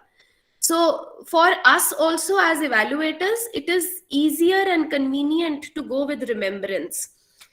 Creation is very challenging, not only for the student but also for us evaluators, क्योंकि बाद में जब क्वेश्चन पेपर के आंसर्स आ जाएंगे तब मैं कैसे जज करूं कि कौन सा बेटर है और कौन सा बेटर नहीं है.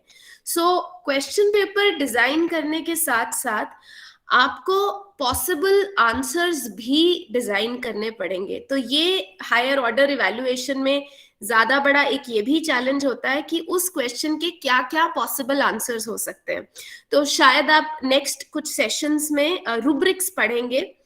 तो rubrics is a tool which you will have to use to design your evaluation to make it more fair and transparent. Case study और एप्लीकेशन और सॉल्यूशन और सिचुएशन बेस्ड क्वेश्चंस में ये भी बहुत बड़ी प्रॉब्लम होती है कि हमें स्टूडेंट को ये नहीं बताना है कि यहाँ इसका ये ही सही आंसर है। जैसे अगर मैं उनको लीडरशिप की केस स्टडी पढ़ा रही हूँ तो मुझे हर स्टूडेंट से पूछना है कि तुम क्या करोगे, तुम क्या करोगे, तुम क्या करोगे। तो जो एक स्टूडेंट करेगा, मैं ये नहीं कह सकती कि इस स्टूडेंट का तरीका सबसे अच्छा है। हम केस स्टडी के एंड में हमेशा इस तरह से कंक्लूड करते हैं कि ये 4 सॉल्यूशन है, हर सॉल्यूशन के ये प्रोज एंड कॉन्स हैं। अब तुम ये डिसाइड कर लो कि तुम्हारे एथिक्स, तुम्हारी अपब्रिंगिंग, तुम्हारी सब्जेक्टिविटी तुम्हें कौन से सॉल्यूशन की तरफ अट्रैक्ट करती है। So when you design analysis, evaluation, creation based questions, you will also have to take care of how are you going to evaluate the answers to all these questions. If they make a project, what are the parameters on the basis of which you are going to evaluate that project? जैसे मैंने 25% component interviews का रखा था business communication के course में, जिसमें कि मैंने बाहर से इंडस्ट्री वालों को बुला के मॉक इंटरव्यूज कराए स्टूडेंट्स के। तो 25% इवैल्यूएशन उसके बेसिस पे था। उसमें हमने एक फॉर्म डिजाइन किया जिसमें हमने 5 पैरामीटर्स रखे, जिसमें उनकी बॉडी लैंग्वेज, उनका प्रेजेंटेशन, उनका flow of communication, confidence level, and then also taking care of all the technicalities, mic चल रहा है, सिस्टम ऑन किया या नहीं किया, टाइम से ज्वाइन किया, and taking care of all those things. And then on a scale of 1 to 10, the industry expert gave marks and I also gave marks, and we took an average of that and we communicated all of this to the students in advance. So अगर जब आप higher order वाले को करते हैं तो फिर आपको थोड़ा एक्स्ट्रा एफर्ट इसमें भी डालना पड़ेगा कि आप फेयर और ट्रांसपेरेंट इवैल्यूएशन कैसे करेंगे, तो वो थोड़ा सा चैलेंजिंग होता है। I think we can take a few questions if we have the organizers. Do we have the organizers here? yes madam. हाँ जी, मेरे ख्याल से हम कुछ क्वेश्चंस ले सकते हैं। बिल्कुल मैम। जी। Do we have any questions or anybody would like to share their experience? जैसे आपको ठीक लगे सबको।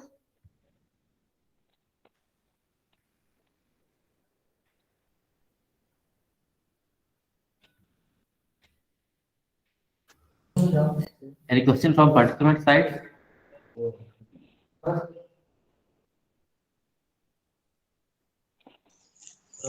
Hello. जी। Yes, ma'am. Hello. या वैभव बोलो। Yeah. हाँ जी sir. Good morning, ma'am. Good morning, sir. Ma'am, whatever you have told was of a serious concern. And on a serious note, just I want to ask, ma'am, whether there is any kind of a platform where we could learn and make all these changes in our syllabi and our curriculum design in the college. Like only 1 or 2 faculties cannot revolutionize the entire things that you have told on. But since we need to improve the curriculum and the functionality of the institute, how could we do? Or is there any platform for it? Okay, thank you so much. ये बहुत important aspect है, क्योंकि ये सारी changes तब तक नहीं हो सकती जब तक कि हमारे सिस्टम में या करिकुलम में चेंजेस नहीं है। डेफिनेटली बिल्कुल, ये आई कंप्लीटली अग्री। तो मैं वही कह रही थी, एक्चुअली इंडियन एजुकेशन सिस्टम बहुत ज़्यादा डाइवर्स है। तो यहाँ पर यूनिवर्सिटीज हैं, पॉलिटेक्निक कॉलेजेस हैं, पॉलिटेक्निक इंस्टीट्यूट्स हैं, फिर इंडिपेंडेंट इंस्टीट्यूशंस हैं, स्टेट सेंट्रल इंस्टीट्यूशंस हैं। तो हर एक का सिस्टम बहुत अलग है। बट जैसे मुझे लगता है, मतलब मैं अगर मेरे हाथ में होता तो I would give the maximum flexibility to the teacher to design not only the question paper but also the entire curriculum of the course that they are teaching. But अगर इस तरह का चैलेंज है कि आपके यहाँ करिकुलम रिफॉर्म्स जो हैं एक सर्टेन सिस्टम लेवल पे होते हैं, तो आई थिंक वो धीरे धीरे तो चेंज आना चाहिए, और उसमें फैकल्टी रिप्रेजेंटेटिव्स जो होते हैं उनको यही चीज बोलनी चाहिए कि अगर आप इस तरह का आउटकम चाहते हैं तो फिर करिकुलम भी बदलना पड़ेगा।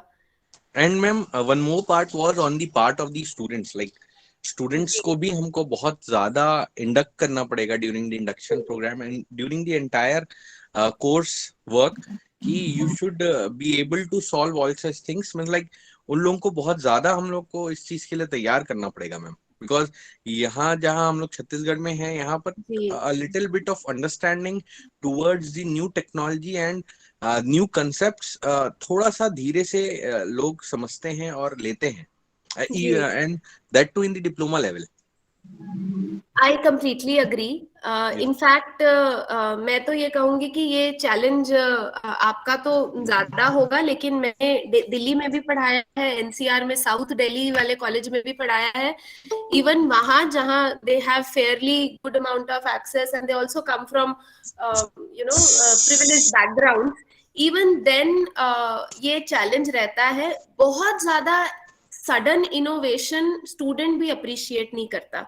स्टूडेंट को भी ये चीज बहुत लेट रियलाइज होती है। मुझे लगता है कि एक्चुअल लर्निंग का कोई मतलब है। मार्क्स बहुत ज्यादा इंपॉर्टेंट रहते हैं एक पॉइंट पे स्टूडेंट के लिए। तो मैंने ये सीखा अपने एक्सपीरियंस से कि जब मैंने धीरे धीरे कुछ चेंजेस इम्प्लीमेंट किए तो वो बेटर रहे, rather than suddenly changing the entire course altogether. So वही तभी मैं कह रही थी कि कुछ फोकस रिमेम्बरेंस पे भी रहने दें, धीरे धीरे स्टूडेंट को रिमेम्बरेंस से हटाएं। सडन चीजों में हमेशा रेजिस्टेंस ही मिली है मुझे पर्सनली स्टूडेंट से भी, कि उनको लगा कि ये डिफाइन एक्सप्लेन वाले ही ठीक है, ये क्या है क्रिएशन क्रिएशन में दिमाग लगता है, क्रिएशन में एफर्ट लगता है, उसमें कम एफर्ट लगता है। तो हर बच्चा भी उतना एफर्ट नहीं करना चाहता। तो धीरे धीरे मेरे को लगता है ये करना चाहिए क्लास में। हेलो जी मैडम, अभी मेरे से पहले जो सर बता रहे थे, कोर्स को लेकर के अनेक स्थिति में असंतोष होता है कि इसमें कुछ पुरानी चीजें हैं, उनको हटाना चाहिए, नई को लाना चाहिए। तो मैं उस बारे में मध्य प्रदेश टेक्निकल एजुकेशन का प्रोसीजर बताना चाहता हूँ। हमारे यहाँ बोर्ड ऑफ स्टडी होती है, और जिस किसी भी फैकल्टी मेंबर्स को पढ़ाते समय ऐसा लगता है कि ये चैप्टर अब हटना चाहिए या ये और जुड़ना चाहिए, तो हम लोग उसको प्रोत्साहित करते हैं कि आप इसकी चिट्ठी बना करके हमें भेजिएगा। मैं बोर्ड ऑफ स्टडी का चेयरमैन हूँ, मॉडर्न ऑफिस मैनेजमेंट का। तो हम उनको बोलते हैं कि आप चिट्ठी भेजिएगा। फिर जब कोई टीचर पूरा पढ़ करके और कोई ऐसा पत्र भेजता है कि फला चैप्टर हटना चाहिए, फला जुड़ना चाहिए, तो उसको हम फिर ग्रुप पे डालते हैं। फिर हमारे कोर्स का जो ग्रुप है उस पर डिस्कशन होता है, और उसके बाद अगर कोई फाइनल रिजल्ट आता है तो हम उसको रखते हैं। और जब भी बोर्ड ऑफ स्टडी की बैठक होती है तो उन चीजों को हम शामिल करते हैं, क्योंकि ये प्रक्रिया अनेक नए लोगों को मालूम नहीं होती है। पूरे देश में यही प्रोसीजर होता है पाठ्यक्रम को बदलने का। तो यदि वो जो हमारे साथी अभी बोल रहे थे, अगर उनको अपने किसी भी सब्जेक्ट को लेकर के इस प्रकार की कोई उनके मन में विचार है, क्योंकि बहुत कम लोग लिख पाते हैं। सबसे बड़ी समस्या टीचर के साथ क्या होती है कि उनको लिखने की आदत कम होती है, और हायर ऑफिसर्स को लिखने में तो बहुत ही संकोच होता है। तो मेरा निवेदन है सारे लोगों से कि अगर आपको अपने किसी भी विषय को लेकर के कोई चीज नई आप जुड़वाना चाहते हैं या पुरानी हटाना चाहते हैं, तो सबसे पहले यूनिवर्सिटी को या बोर्ड को, जो भी आपके यहाँ है, उसको पत्र लिखिएगा और उस पत्र की एक कॉपी रखिएगा। और जब भी बोर्ड ऑफ स्टडी की मीटिंग होती है, तो अगर बोर्ड ऑफ स्टडी खुद इनिशिएटिव नहीं लेती है तो आप उपस्थित होकर बात कर सकते हैं। ये बात सही है कि जूनियर्स को बहुत ज्यादा मौका नहीं मिलता है, पर चूंकि समस्याएं हैं इसलिए आपको प्रयास निरंतर करना होगा। और हमारे यहाँ कोर्स को बदलने का प्रोसीजर है। मैं उदाहरण भी देना चाहूंगा। मॉडर्न ऑफिस मैनेजमेंट में हमारे यहाँ पहले मैनुअल टाइपराइटर पे काम होता था।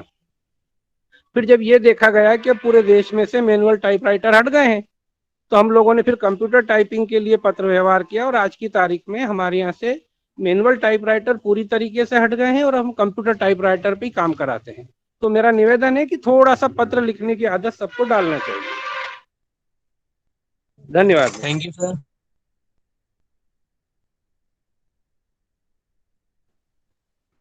हाँ, मैं बिल्कुल अग्री करती हूँ उनसे।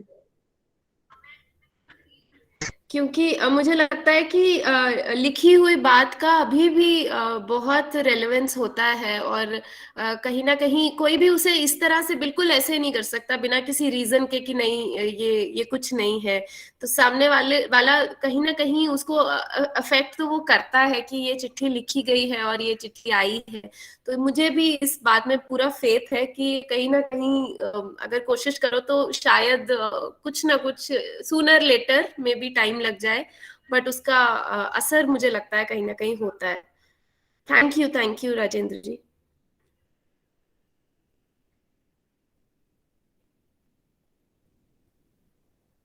कोई और question?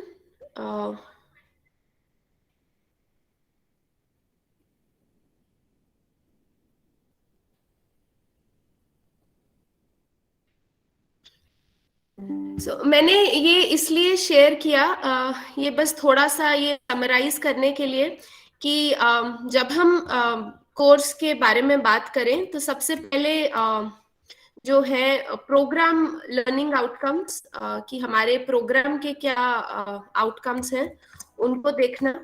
Course outcomes, programme outcomes और कोर्स आउटकम्स में कितना रिलेशनशिप है। तो अगर आपके 1, 2, 3 कोर्स आउटकम्स होते हैं तो फिर ये देखना कि कौन सा असेसमेंट आपका जो है 1 को डील करता है, कौन सा असेसमेंट 2 को करता है, कौन सा असेसमेंट 3 को करता है। तो अगर हम अपने कोर्स में इस तरह की थोड़ी सी मैपिंग कर लें, ये मुझे ये लगता है कि ये चीज किसी को दिखाने के लिए उतनी जरूरी नहीं है। ये चीज एज एन इंस्ट्रक्टर मुझे हेल्प कर सकती है कि मैं अपने कोर्स को कैसे बेहतर बनाऊं, क्योंकि मुझे ये लगता है कि कहीं ना कहीं आज भी जो स्टूडेंट अप्रिसिएशन और जो स्टूडेंट्स की तरफ से फीडबैक मिलता है, वो जिस तरह की खुशी और जिस तरह का जो एक सेटिस्फैक्शन देता है, उसका कोई रिप्लेसमेंट नहीं है, उसका किसी भी तरह की कॉम्पनसेशन का रिप्लेसमेंट नहीं है। जो प्यार बच्चे आपको करते हैं कि अगर आप उनको अच्छा पढ़ाएं और वो बात आपकी उनको काम आए, उस पर्पज से मुझे लगता है कि ये करना अच्छा है। कि अगर मैंने कोर्स आउटकम्स जो कि मैंने प्रोग्राम आउटकम्स के हिसाब से डिजाइन कर लिए, और फिर मैं ये देखूं कि ये मेरा कौन सा कंपोनेंट से डील हो रहा है, ये कंपोनेंट 2 से हो रहा है, ये कंपोनेंट 3 से हो रहा है, और अगर मेरा ऑब्जेक्टिव 3 कंपोनेंट 3 से हो रहा है जो कि एक क्वेश्चन पेपर है, तो उस क्वेश्चन पेपर में मेरे पास अगर से हम सिंप्लीफिकेशन के लिए कहते हैं कि हमारे पास 6 क्वेश्चंस हैं, तो क्या मैं ब्लूम्स टैक्सोनॉमी के एटलीस्ट 4 लेवल्स या 5 लेवल्स जो है इन 6 क्वेश्चंस के साथ जो है कर सकूं, और उस क्वेश्चन का मेरे कोर्स ऑब्जेक्टिव से भी लिंक होना चाहिए, और उसका लिंक कोर्स ऑब्जेक्टिव से क्या लिंक है, उसका कौन से ब्लूम्स टैक्सोनॉमी के लेवल से लिंक है 1, 2, 3, और जो है कुछ लोग जो है इंडिकेटर्स भी बनाते हैं। काफी सारे इंस्टीट्यूशंस में इंडिकेटर्स बनाए जाते हैं कि अगर आपको कोर्स आउटकम और ये जज करना है कि स्टूडेंट ने ये सीखा या नहीं सीखा, तो वो आप कैसे जज करेंगे, है ना। तो जो PI होता है, प्रोग्राम इंडिकेटर या कोर्स इंडिकेटर, अगर हम इसको इंडिकेटर कह ले सिंप्लीफिकेशन के लिए, तो वो इंडिकेटर्स भी फुलफिल हो पा रहे हैं या नहीं हो पा रहे हैं। तो जो मैंने आपके साथ शेयर किया है reading, which is basically examination reform policy of AICT, उसके लास्ट में 5-6 मॉडल क्वेश्चन पेपर्स दिए गए हैं। उनमें इस तरह की मैपिंग की हुई है कि अगर ये क्वेश्चन है तो कौन सा लेवल है और कौन सा कोर्स ऑब्जेक्टिव है। लेकिन इन सब के साथ जो बहुत इम्पॉर्टेंट चीज रहेगी वो होगी इवैल्यूएशन, विच इज रुब्रिक्स। कि अगर हम इस तरह के क्वेश्चंस बनाते हैं जहां क्रिएशन हो, एनालिसिस हो, तो एक सही आंसर नहीं होगा, तो फिर उसका क्या पैरामीटर्स ऑफ इवैल्यूएशन होंगे। कि अगर मैं कह रही हूँ मुझे प्रेजेंटेशन इवैल्यूएट करनी है, स्टूडेंट ने प्रेजेंटेशन दी और मुझे स्टूडेंट की प्रेजेंटेशन इवैल्यूएट करनी है, अब अनलेस एंड अनटिल मेरे पास 4-5 वो फैक्टर्स हैं जो मैं देख रही हूँ अपने स्टूडेंट में, क्या मेरा स्टूडेंट कॉन्फिडेंटली बोल रहा है, क्या मेरा स्टूडेंट सही कपड़े पहन के आया है या नहीं, क्योंकि इंडस्ट्री में ये सब चीजें भी हमें फीडबैक मिलता है दैट दे आर इम्पोर्टेंट। क्या मेरा स्टूडेंट जो है फंबल कर रहा है, क्वेश्चन आंसर्स कैसे हैंडल किए, पोलाइटनेस थी या नहीं थी। तो अगर मैं वो पैरामीटर्स बना लूं और फिर उनके बेसिस पे मैं लेवल्स बना लूं कि अगर इतना इसमें किया तो 1 लेवल, 1 नंबर, 2 नंबर, 3 नंबर, तो एक इवैल्यूएशन एस्पेक्ट भी इम्पोर्टेंट रहेगा अगर हम इस तरह का कुछ जो है एक्सपेरिमेंट करते हैं, right. So I think I'll stop here. यही कुछ बातें थी which I wanted to share with all of you. And in fact मुझे थोड़ा सा I was apprehensive क्योंकि मैं industrial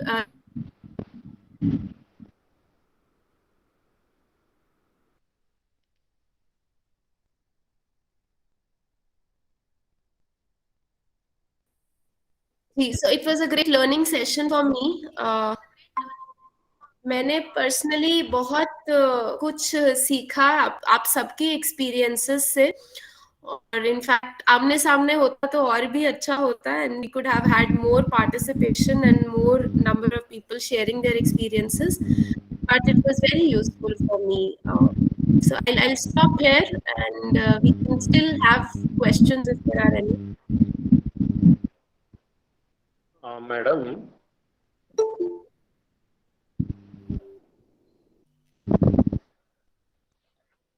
ji I am so sorry, मेरा ना लैपटॉप मेरा पावर वापस नहीं आया and I am logged in through my phone now. Okay. Srinivas sir, continue. Yeah, Ritika madam. जी हाँ जी. This is evaluation process and other things is for a student to write something on a script. But there are cases where student won't present anything.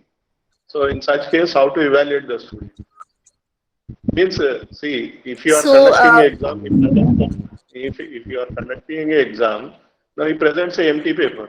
Now, if you are calling a student to come and present something, he won't come forward. So, in such case, what is the evaluation process goes?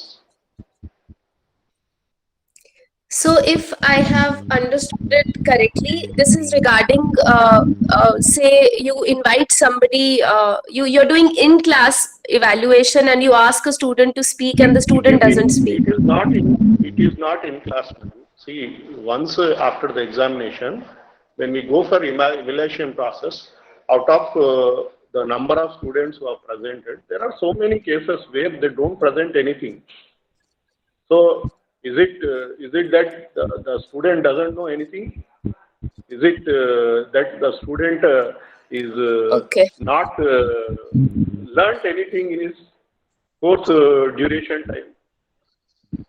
So, right, I understand. Now, so,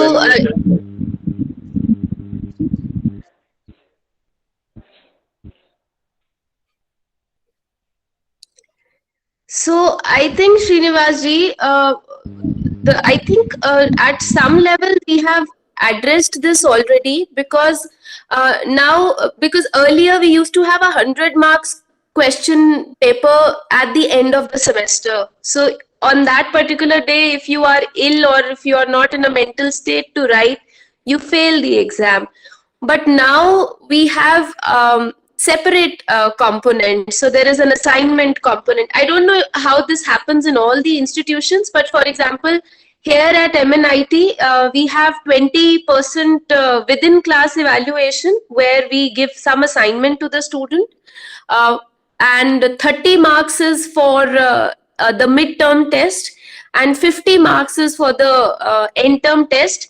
And even in that case, you can do a 10 marks assignment and a 40 marks end term test. So a student who could possibly not write or not appear for one of these components will lose only that component. But if a student is not participating in any of the components, then I think there is a serious issue and we need to look into it.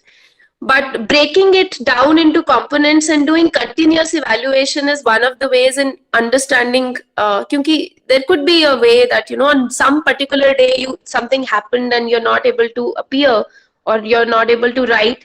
So continuous evaluation is the answer to that kind of an issue. Okay, thank you, ma'am. Yeah, thank you. Thank you.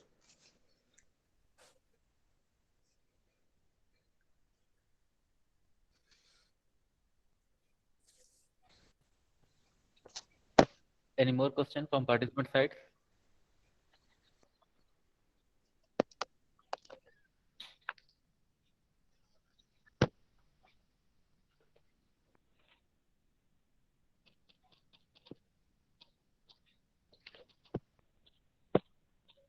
So I'm putting my email ID in the chat box in case anybody wants to get in touch. Yeah.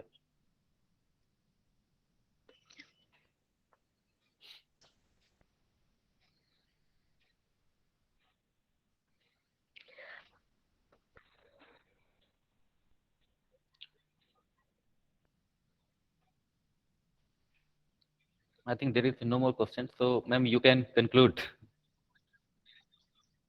Okay, so thank you very much for having me. Ritika ma'am, Kharis sir is speaking something. नहीं खैर sir जी बोलिए। मैं बोलना चाहता हूँ एक participant question नहीं पूछ रहे हैं क्या? ये प्रतीक्षा गुप्ता मैडम कुछ पूछिए, आप पूरा नाम दे।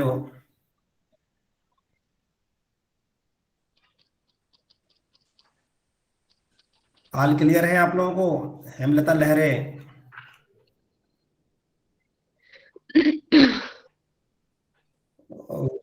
वाई श्रीनिवास जी। यस सर, मैम ने बहुत अच्छे से हम लोग को क्लियर किया, बहुत अच्छे से प्रैक्टिकली वो हम लोग को एक्सप्लेन किया। इवन उनके बच्चे से, जो उनकी बेटी है, उनकी क्लास में जो पार्ट है करके क्लास में बताते हैं, उसको भी मैम बताएंगे। Thank you. चलिए madam, on behalf of Technical University, I am very much thankful for your nice presentation that what you have delivered on this particular important topic of outcome based, and I hope that we will be in touch with your all anticipation, all support in future as well. Thank you, madam. Thank you, sir. Now you can conclude the session, okay? And the next session will start from 12 p.m.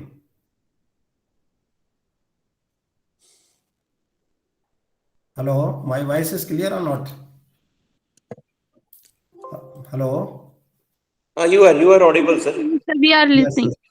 Okay, so now you conclude the session, okay? जी जी, thank you so much, thank you for having me. ये जो मैंने शुरू में question पूछा था chits use करने का, उसके ऊपर मैंने एक आर्टिकल लिखा था, मैं उसका लिंक आपको भेजूंगी, आप प्लीज पार्टिसिपेंट्स के साथ शेयर कीजिएगा। तो thank you so much for having me, all this is all from my side. Thank you. Thank you, ma'am. Thank you. Thank you, ma'am, for your session. You well explained the philosophy of designing question paper. We believe your lecture will surely help our participants in developing question paper. Once again, I thank you, ma'am, for giving us your precious time. Thank you, ma'am. Thank you. Dear participants, there is a break for 30 minutes. The next session will be start at 12 p.m. In the meantime, you are requested to complete the quiz and your feedback.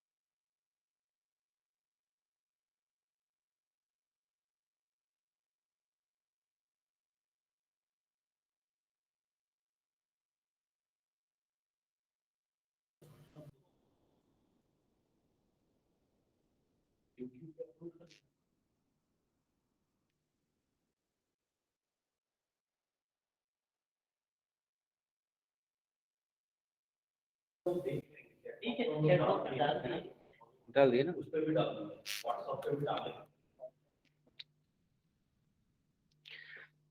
Dear participants, session 1, session 2 and session 9 test 9 के question paper chat box में डले हुए हैं, please attempt them.